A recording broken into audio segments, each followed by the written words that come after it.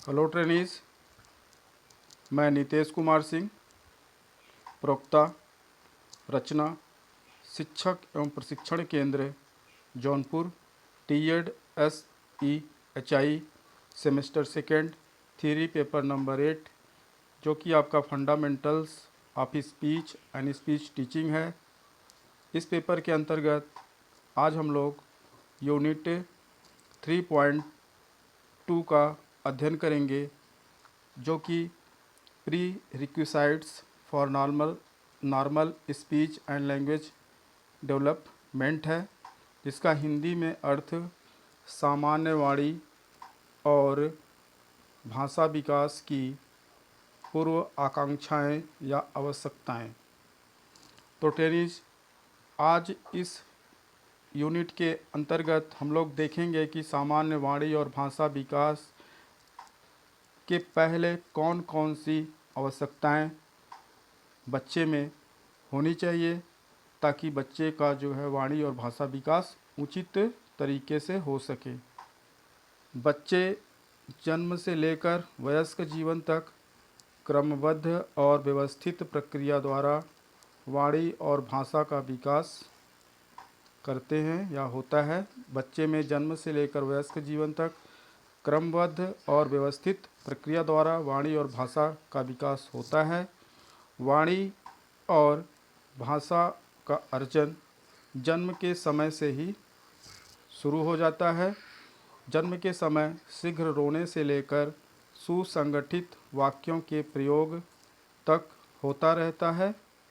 वाणी और भाषा अर्जन की यह प्रक्रिया सरल नहीं होती। इसके लिए बच्चों में कुछ आवश्यक और संरचनात्मक कौशलों का होना आवश्यक या ज़रूरी होता है, जिसे वाणी और भाषा विकास की पूर्व आकांक्षाएं या आवश्यकताएं कहते हैं।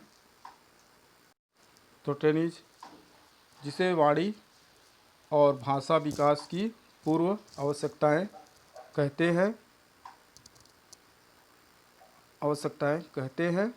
वाणी और भाषा विकास की पूर्व आकांक्षाओं या आवश्यकताओं की प्रक्रिया में जैविकीय, बायोलॉजिकल, जिसमें आपका नेचर, और इन्वायरमेंटल, जिसमें आपका नर्चर, पोषण कारक शामिल होते हैं। और वाणी और भाषा विकास की पूर्व आकांक्षाओं में 4 सामूहिक कारक शामिल होते हैं, जो इस प्रकार से हैं। पहला, जैविकीय कारक। दूसरा, प्रक्रियात्मक या संज्ञानात्मक कारक। तीसरा, सामाजिक कारक।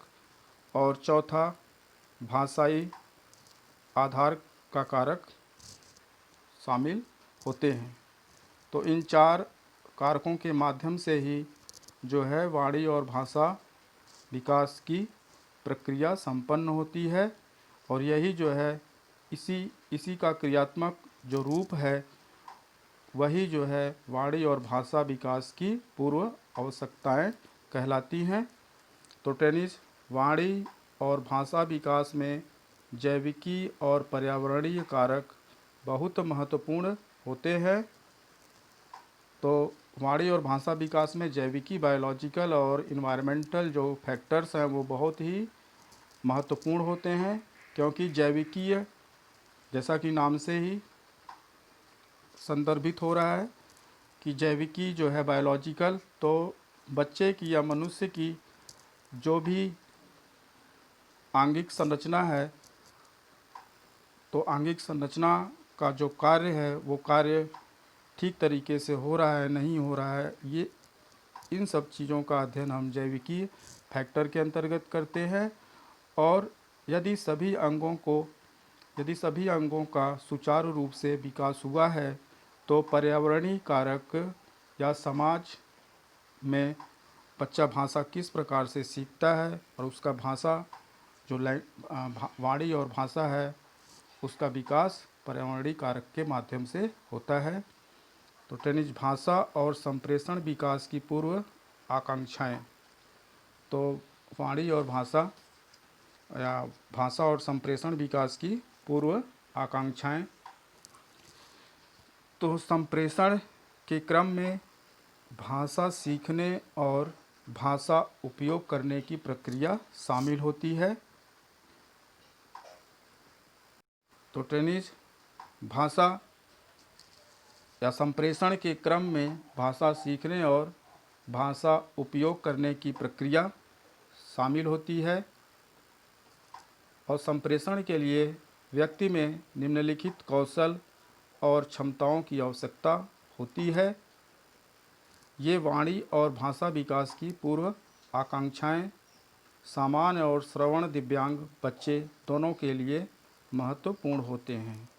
तो संप्रेषण के लिए व्यक्ति में कुछ कौशल और क्षमताओं की आवश्यकता होती है और ये वाणी और भाषा विकास की पूर्व आकांक्षाएं जो हैं वो सामान्य या श्रवण दिव्यांग बच्चे या मानसिक दिव्यांग या बौद्धिक दिव्यांग बच्चे सभी मनुष्यों के लिए प्री रिक्विसाइट्स जो नीड्स है वो ज़रूरी होती है। तो इस चरण में पहला जो चरण है वो संवेदी क्षमताएं जिसको कि सेंसरी एबिलिटीज़ के नाम से हम जानते हैं। तो टेनिस हमारे 5 सेंस आर्गन्स हैं। तो उन सेंस आर्गन में कौन कौन से वाणी और भाषा विकास में कार्य करते हैं इसका ज्ञान होना अति आवश्यक है। यदि इनका विकास नहीं हो पाता है तो वाणी और भाषा जो अर्जन की प्रक्रिया है वो पूरी नहीं हो पाती है। तो मौखिक और लिखित संचार सीखने के लिए पर्याप्त श्रवणता और दृष्टि आवश्यक होते हैं। श्रवण बाधित व्यक्तियों में श्रवणता का अभाव होने के कारण दूसरे व्यक्तियों की वाणी को नहीं सुन पाते हैं। वे न केवल दूसरे की वाणी बल्कि खुद की ध्वनि भी नहीं सुन पाते हैं, जिससे वाणी और भाषा अधिग्रहण में बाधा उत्पन्न होती है और साथ ही साथ लिखित भाषा और सांकेतिक भाषा सीखने के लिए दृष्टि का होना भी अति आवश्यक है। तो टेनिस भाषा जिसमें वाणी और भाषा अधिग्रहण में बाधा उत्पन्न होती है, साथ ही लिखित भाषा और सांकेतिक भाषा सीखने के लिए दृष्टि का होना भी आवश्यक है। तो हियरिंग सेंस आर्गन के साथ साथ विजन सेंस आर्गन का भी वाणी और भाषा विकास में आवश्यकता होती है। अगर ये पर्याप्त रूप से विकसित हमारे नहीं होंगे तो भाषा और विकास की जो आवश्यकताएं हैं उसको पूरी नहीं की जा सकती है। तो दृष्टि और श्रवणता के अलावा स्पर्श संवेदना, गति, चलन या जिसको मोटर स्किल कहते हैं, भाषा अर्जित करने में महत्वपूर्ण भूमिका अदा करता है। तो टेनिस नेक्स्ट स्टेप देखते हैं, गामक क्षमताएं जिसको कि मोटर एबिलिटीज़ के नाम से हम जानते हैं। वाणी ध्वनि उत्पादन में गामक क्षमताओं का होना भी अति आवश्यक है, जिसमें हस्तचालित भाषा संप्रेषण बिना गामक क्रियाओं के संभव नहीं है और वाणी उत्पादन सबसे जटिल गामक क्रियाओं में से एक है, जिसके माध्यम से मस्तिष्क विचारों और भावनाओं को व्यक्त करता है। अन्य भाषा अभिव्यक्ति में जैसे लिखित भाषा, सांकेतिक भाषा या मिमिंग जिसको अनुकरणीय भाषा के नाम से जानते हैं, भाषा के लिए भी गामक क्रियाओं की आवश्यकता होती है। कामक क्रियाओं की आवश्यकता होती है या आवश्यकता पड़ती है। यदि कामक क्षमताओं का विकास पर्याप्त रूप से नहीं हो पाता है तो अभिव्यक्ति के दौरान वाणी और गैर वाणी भाषा दोनों ही प्रभावित हो सकते हैं और गामक क्षमताओं के माध्यम से ही बच्चे पर्यावरण में भौतिक क्रियाओं का प्रदर्शन करते हैं, जिससे बच्चे अपने पर्या बच जिससे बच्चों को आसपास की भाषा सीखने में पर्याप्त अनुभव प्राप्त होता है। तो बच्चे आसपास जब मूवमेंट करते हैं या गति करके एक समा एक कालो एक जगह से दूसरे जगह, एक घर से दूसरे घर में जब जाते हैं तो पर्याप्त भाषा सीखने का अनुभव उनको वहाँ से मिलता है। तो गामक क्रियाओं का होना जो है वाणी और भाषा विकास के लिए अति आवश्यक है। अब देखते हैं कि गामक क्रियाओं का वाणी उत्पादन तंत्र पे क्या प्रभाव पड़ता है। तो तीसरा स्टेप देखते हैं वाणी उत्पादन तंत्र, जिसको कि स्पीच प्रोडक्शन मैकेनिज्म के नाम से जानते हैं। वाणी उत्पादन तंत्र की पर्याप्त क्रियाएं वाणी उत्पादन के लिए आवश्यक होती हैं। यदि वाणी तंत्र की संरचनाएं जैसे ओठ, जीभ और गला के साथ वाणी तंत्र की गति भी प्रभावित होती है, तो अगर गामक क्रियाएं ओठ, जीभ और लैरिंक्स और फेरिंग्स इन सब की जो है गामक क्रियाएं यदि ठीक ढंग से नहीं होगी तो वाणी तंत्र की गति भी प्रभावित होती है और इसके परिणाम स्वरूप वाणी और भाषा अर्जित करने में विलंब तथा ध्वनि उत्पादन ठीक ढंग से नहीं हो पाता है। तो टेनिस भाषा अर्जित करने में विलंब तथा ध्वनि उत्पादन ठीक ढंग से नहीं हो पाता है। इसके अतिरिक्त फीडिंग, दूध पिलाने में कठिनाई, नाक बहना और मुंह से अनियंत्रित रूप से लार गिरना भी वाणी और भाषा अर्जित करने में समस्या उत्पन्न करता है। इन कठिनाइयों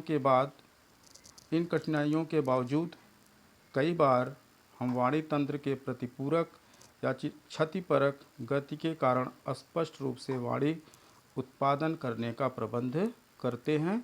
तो इन कठिनाइयों के बावजूद कई बार हम वाणी तंत्र के क्षति होने के कारण या वाणी में जो गति नहीं हो पा रही है और तो इसके लिए भी वाणी उत्पादन करने का प्रबंधन करते हैं, जिसको कि हम वाणी चिकित्सा के नाम से जानते हैं। चौथा चरण संज्ञानात्मक कौशल बहुत ही महत्वपूर्ण है। यदि बच्चे में संज्ञानात्मक कौशल का विकास नहीं होगा तो वो किसी भी चीज़ का प्रत्यक्षीकरण और उसका सामंजस्य या समायोजन करने में असफल होगा। तो इससे जो है वाणी और भाषा विकास भी प्रभावित होती हैं। तो जन्म के कुछ माह तक शिशुओं के व्यवहार संज्ञानात्मक श्रेणी में नहीं आते हैं, क्योंकि उनके व्यवहार अर्थहीन होते हैं, लेकिन आयु बढ़ने के साथ साथ वे बाह्य जगत के उद्दीपकों के विषय में समझ पैदा कर लेते हैं, जैसे उद्दीपकों के विषय में समझ पैदा कर लेते हैं, जिसे जो है संज्ञान कहा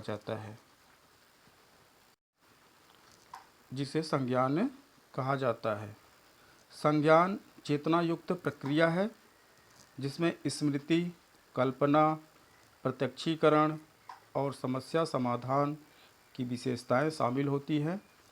एक व्यक्ति सुनने और देखने में और वाक ध्वनियों को बनाने में योग्य तो हो सकता है, परंतु लेकिन अभी भी संप्रेषण करने में अक्षम है या हो सकता है। तो इसके पीछे क्या रीज़न है? भाषा का प्रयोग करते हुए संप्रेषण हमारे मस्तिष्क द्वारा किया जाने वाला एक उच्च मानसिक कार्य है, क्योंकि मनमाने या स्वेच्छाचारी प्रतीकों का उपयोग करने जैसे कार्यों की संवेदी या सेंसरी इनपुट प्राप्त करने और अभिव्यक्त करने के लिए संज्ञानात्मक क्षमता की आवश्यकता होती है। और संवेदी जो आगत हैं, जो इनपुट है सेंस के माध्यम से क्या सुना गया और क्या देखा गया, तो इसका जब हम प्रत्यक्षीकरण करते हैं तो इसको आत्मसात करने के साथ साथ इसका समायोजन करते हैं। और समायोजन करने के बाद जब हम उस शब्द या उस वस्तु का प्रदर्शन करते हैं तो इसी को जो है संज्ञानात्मक क्रिया कहा जाता है। तो संवेदी आगत क्या सुना गया से अर्थ लगाने और व्यक्त करने के लिए संज्ञान कौशल की आवश्यकता पड़ती है। तो व्यक्ति में संज्ञान कौशल की क्षमताओं की व्यक्ति में संज्ञान कौशल की क्षमताओं की एक विविधता होनी चाहिए, क्योंकि प्रत्येक व्यक्ति की संज्ञान कौशल भिन्न भिन्न होता है। कोई व्यक्ति या कोई बच्चे जल्दी से भाषा ज्ञान अर्जित करते हैं और किसी बच्चे में विलंब या देरी से होता है। तो संवेदी इनपुट प्राप्त करने के लिए व्यक्ति को सक्षम होना चाहिए। तो जो संवेदी इनपुट है उसको प्राप्त करने के लिए व्यक्ति को सक्षम होना चाहिए। किसमें सक्षम होना चाहिए? उद्दीपकों में भाग लेते हैं कि नहीं। अब उद्दीपक क्या है? जैसे कोई वस्तु हमें चुभ रही है तो हमें थोड़ा सा पता चलता है, हमें उस घटना के बारे में मस्तिष्क को तुरंत सूचना मिलती है, इसी को उद्दीपन की संज्ञा दी गई है। तो उद्दीपकों में भाग लेते हैं कि क्या सुना गया और क्या देखा गया है। तो जो कुछ भी सुना गया और देखा गया ये उद्दीपन की श्रेणी में आते हैं, तथा जो कुछ सुना गया उसको शब्दों के साथ जोड़ने की क्रिया भी संज्ञान कौशल में आती है। क्योंकि बच्चा जो कुछ सुनता है, जब देखता है तो उसको शब्दों के साथ जो है उसका समंजन जिसको कहते हैं स्थापित करता है, तभी वाणी को भाषा के रूप में व्यक्त करता है। तीसरा है विभिन्न प्रकार की ध्वनियों और प्रतीकों को पहचानने में सक्षम हो।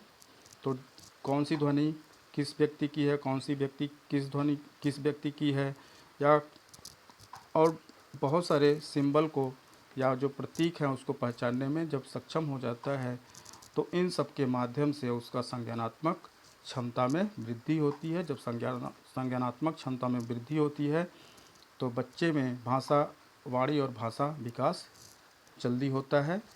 संज्ञान अमूर्त चिंतन की योग्यता का विकास करता है, जिसमें सूक्ष्म से सूक्ष्म तथा जटिलतम विषय वस्तु को सरलता से समझाया जा सकता है। पियाजे के अनुसार तो जिन्होंने संज्ञानात्मक विकास का सिद्धांत दिया और जिन्होंने पियाजे ने ही संज्ञानात्मक विकास की 4 अवस्थाओं का वर्णन किया है, जो कि आपको साइकोलॉजी में पढ़ाया जाएगा या पढ़ाया गया होगा। तो पियाजे के अनुसार संज्ञान वाणी का वह ज्ञान है जिसे वह वातावरण के संपर्क में विकसित करता है। तो यहाँ पे वातावरण का कितना वातावरणीय फैक्टर जो हैं या वातावरणीय कारक हैं उसका भी संज्ञानात्मक कौशल में बहुत ही महत्वपूर्ण भूमिका होती है। तो इस प्रकार से ट्रेनिज 5वां जो स्टेज है वाणी और भाषा विकास को विकसित करने के लिए उसकी पूर्व आवश्यकताएं या पूर्व आकांक्षाएँ हैं, उसमें उद्दीपक या प्रेरक वातावरण का होना अति आवश्यक है। तो भाषा एक सामाजिक पर्यावरण के संदर्भ में अधिग्रहित की जाती है और बिना सामाजिक पर्यावरण के नहीं सीखी जाती है। तो जब तक सामाजिक इन्वायरमेंट उसको नहीं मिलेगा बच्चे को, या बच्चे के साथ कोई बोलने वाला नहीं होगा, तब तक बच्चे के अंदर बोलने की शक्ति का विकास या बोलने के कौशल का विकास नहीं हो सकता है। तो कम से कम 3 पर्यावरणीय पहलू भाषा अधिग्रहण को बढ़ावा देने में महत्वपूर्ण हैं। पहला जो महत्वपूर्ण पहलू है माता पिता को बच्चे के साथ भावनात्मक रूप से संबंध स्थापित करते हुए संप्रेषण करना चाहिए। तो इससे बच्चों को जो है इमोशनली सपोर्ट मिलता है और बच्चे किसी चीज़ को जल्दी से सीखने के योग्य हो जाते हैं। बच्चे भाषा सुनने बच्चे भाषा सुनने जैसे बच्चे को दादा या दादी कहानी सुनाते हैं या बच्चों से आप कोई किसी चीज़ के बारे में वार्तालाप करते हैं, तो बच्चों को उस समय जो है भाषा सुनने में आनंद की अनुभूति होती है। और जब बच्चों से आप बात करते हैं कोई बंदर आ गया और बंदर के बारे में जब बच्चे से बात करना शुरू करते हैं तो बच्चा भी बोलने का प्रयास करता है। तो ये सब जो है वाणी और भाषा विकास के लिए अति आवश्यक है। इसलिए परिवार का जो परिवार को एक प्रेरक वातावरण का माहौल बनाना चाहिए।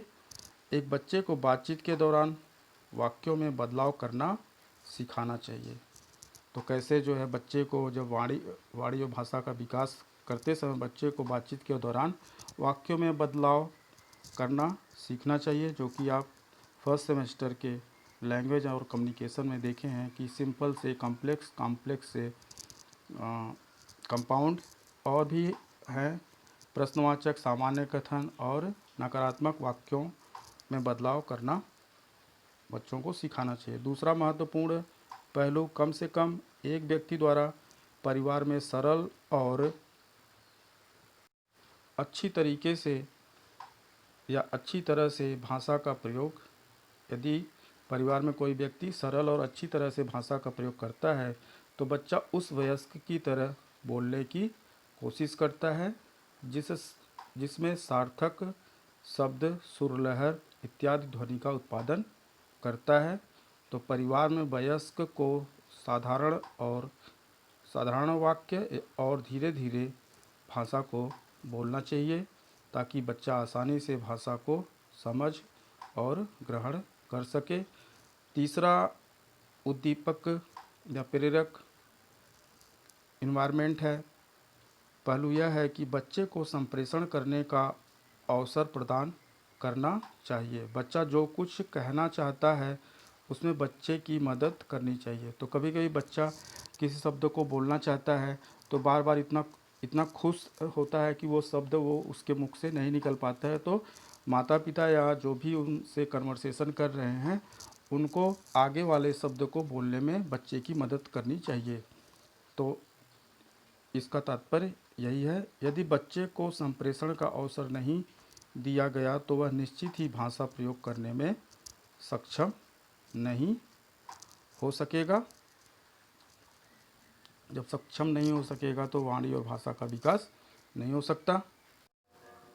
नेक्स्ट देखते हैं, संप्रेषण का माध्यम। तो ये बहुत ही इम्पॉर्टेंट है वाणी और भाषा विकास के लिए कि मीन ऑफ कम्युनिकेशन, संप्रेषण का माध्यम। यदि बच्चा सामाजिक वातावरण में है तो वहाँ पे जिस भी संप्रेषण माध्यम का प्रयोग होता है बच्चा उसी भाषा को, या जिसको हम लैंग्वेज फर्स्ट के नाम से जानते हैं, बच्चे की वो नेटिव लैंग्वेज होती है।